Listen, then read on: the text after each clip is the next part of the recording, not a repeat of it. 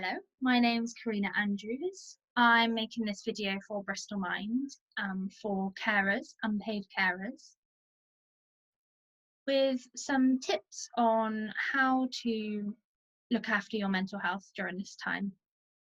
Now, I define unpaid carers as someone who looks after a loved one or a friend who has a disability, has ill health, a mental health condition, or misuses drugs and alcohol, and that person is reliant on their carer. I'm a carer myself. I care for both my parents, my mum and my dad. My dad due to his Parkinson's disease, and my mum due to a combination of physical and mental health conditions. I've been a carer, I was a young carer for my mum for many years, and for my dad maybe the past 8 years, so altogether quite a long time. And what I know from that experience is that it can be really tough, that we hold a lot of worry, a lot of anxiety about the person we care for, and also a lot of responsibility. And I think through conversations and through my own experience that during this lockdown, there is more isolation for carers and more loneliness for carers, and that support has been limited because of this virus. And therefore, that means that there's even more responsibility on carers. So I was really wanted to do this video to share some of the tips that I have found helpful, and I know other carers have found helpful, and I'm hoping they might be helpful for other carers as well watching this. So my first tip is to refrain from shoulding during lockdown. So I'm going to explain what shoulding means. And to me, it means those things that you feel like you should be doing. So I should be being more creative during this lockdown. I should be doing more housework. I should really organize the shed. Those kind of big statements that provide a lot of pressure, really. And what I have done instead is try to set goals, and SMART goals. You may have heard of that term before, but it basically means that you set a goal that is specific, and it's measurable and it's achievable, and it's just more helpful, really. It's less pressure, more helpful. So instead of saying I should be doing more housework, you could instead say, today I am going to hoover one room in the house. And that's absolutely fine. That is more than enough, and that is achievable. And therefore, it won't feel like a pressure, hopefully. It will feel like an achievable thing that you can aim to do. And if you don't do it today, there's tomorrow. And that's okay too. The other thing I wrote down is possibly one of the things I find most challenging is to set boundaries. Now, it could be that there's something that you're just finding too tough to do. And that could be moving someone. That could be moving someone out of their bed, for example. And that is hurting your joints now. It's absolutely fine to say that you cannot do that anymore and ask for help from services for that specific example. So it's okay to ring up services. There are still carer services available to people, open, just working a little bit differently because of the lockdown, but they're still accessible to help you with those things that you feel you can't do.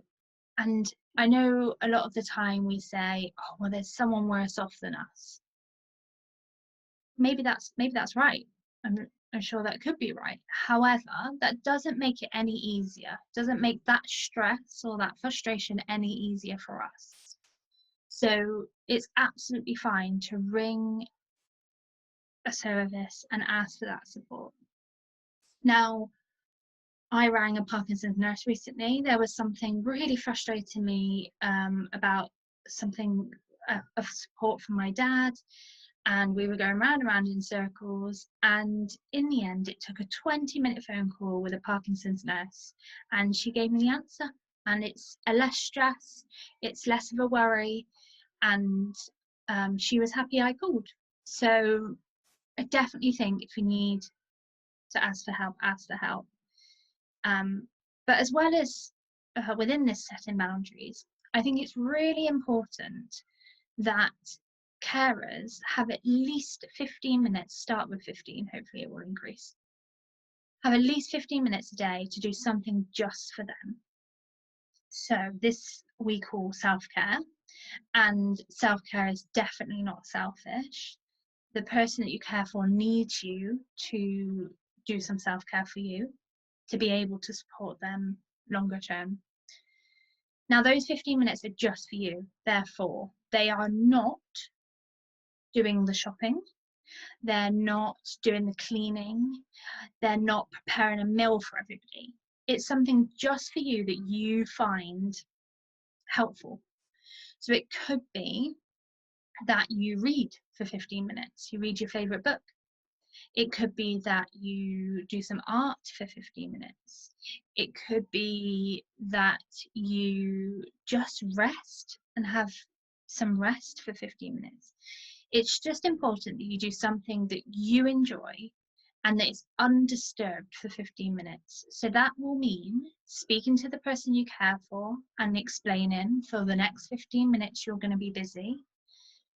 It might be that you have to set the person you care for up with something, so like an activity, or you could put on an audiobook or the TV for 15 minutes, but just ensure that you're doing something purely for you, something that makes you feel good. The next thing I want to talk about is connecting with people. Now, I've mentioned asking for help, but also I think it's important just to have a bit of a chat with friends, to have a bit of a rant. I love a good rant. And just ensure that you connect with your friends and your family that you maybe don't live with. Now, I know that's difficult at the moment, but there are ways to do it. Phone calls, through the internet, write them a letter. They probably love a letter. So do try and connect with people, and try not to feel too alone. There's lots and lots and lots of carers in very similar situations, and you can reach those carers through the internet or through the carer services in Bristol, and in many other places as well. So don't feel that you're on your own and that you're solely responsible for the person you care for. Do ask for help, and do just let off steam to the people you love. And lastly, try to ensure that you have some fun, have some laughter. So today I'm going to tell you a story. I went into my shed to get the lawnmower out, and I found a huge toad, and I screamed and I jumped, and instead of getting frustrated at that, instead of thinking, oh goodness, like what am I going to do with this toad? Oh, I really should have just cemented the bottom of the shed so that nothing can get in. I just laughed. I just had a really, really good laugh. I laughed at my reaction to the toad. I laughed at the fact that he thought it was a sensible place to be under a lawnmower. And it was just really helpful to just have a really good giggle. So do find joy in moments. Do find opportunities to just have a laugh. And then fun as well. Make sure you dust off those old board games, have some board games. We did a quiz recently, me and my family, and it was really interesting to know what people knew and didn't know, and that was really good fun. Maybe you could paint your hands and do some hand painting. Just have as much fun as you can. And I know it's difficult to think, gosh, how can we be having fun in these times, in these really sad times? But it's so important longer term and short term to try and find some fun, try and find something exciting and that makes you smile and makes you laugh. Because it's just so important for our mental health, so important. I'm aware that we are in a very intense journey, and actually for us carers, it doesn't stop after this lockdown is lifted. We still have those responsibilities of caring. I'm aware of that.